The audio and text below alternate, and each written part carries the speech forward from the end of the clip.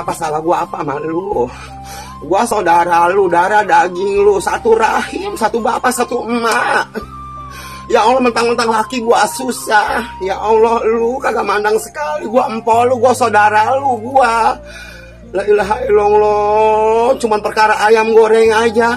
Anak gua minta, lu kagak bagi, apa nangis pulang.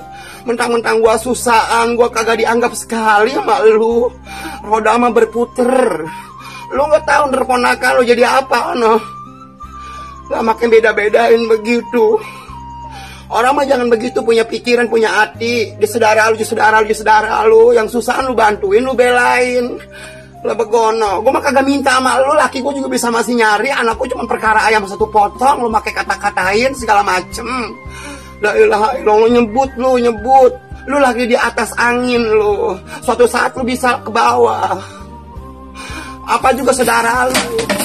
Jangan lu anggap ponakan lu sekarang, nanti suatu saat bisa nggak yang nolongin lu yang mana? Lu kan kagak tahu.